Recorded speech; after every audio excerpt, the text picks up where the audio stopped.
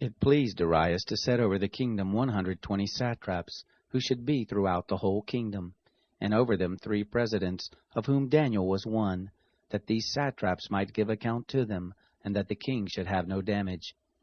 Then this Daniel was distinguished above the presidents and the satraps, because an excellent spirit was in him, and the kings thought to set him over the whole realm.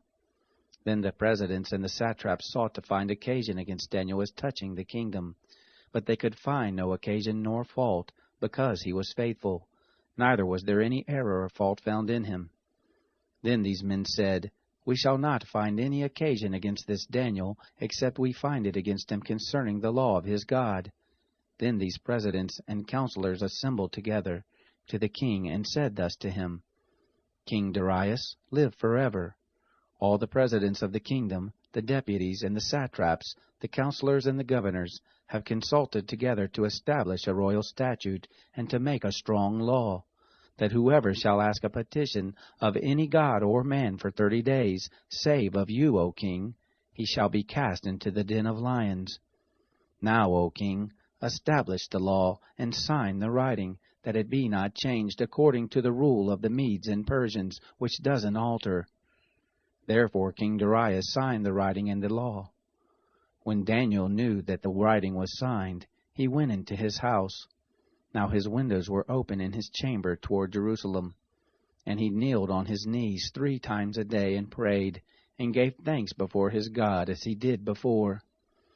Then these men assembled together, and found Daniel making petition and supplication before his God.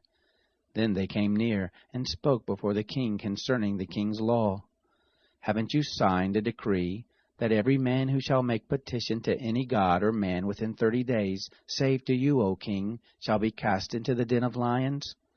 The king answered, The thing is true, according to the law of the Medes and Persians, which doesn't alter. Then answered they and said before the king, That Daniel, who is of the children of the captivity of Judah, doesn't regard you, O king, nor the rule that you have signed, but makes his petition 3 times a day. Then the king, when he heard these words, was very displeased, and set his heart on Daniel to deliver him, and he labored until the going down of the sun to rescue him. Then these men assembled together to the king, and said to the king, Know, O king, that it is a law of the Medes and Persians, that no decree nor statute which the king establishes may be changed. Then the king commanded, and they brought Daniel and cast him into the den of lions. Now the king spoke and said to Daniel, Your God, whom you serve continually, he will deliver you. A stone was brought and laid on the mouth of the den, and the king sealed it with his own signet, and with the signet of his lords, that nothing might be changed concerning Daniel. Then the king went to his palace, and passed the night fasting. Neither were instruments of music brought before him, and his sleep fled from him. Then the king arose very early in the morning, and went in haste to the den of lions. When he came near to the den to Daniel, he cried with a lamentable voice. The king spoke and said to Daniel, Daniel, servant of the living God, is your God, whom you serve continually, able to deliver you from the lions? Then said Daniel to the king, O king, live forever. My God has sent his angel, and has shut the lions' mouths, and they have not hurt me, because as before him innocence was found in me, and also before you, O king, have I done no hurt. Then was the king exceeding glad, and commanded that they should take Daniel up out of the den.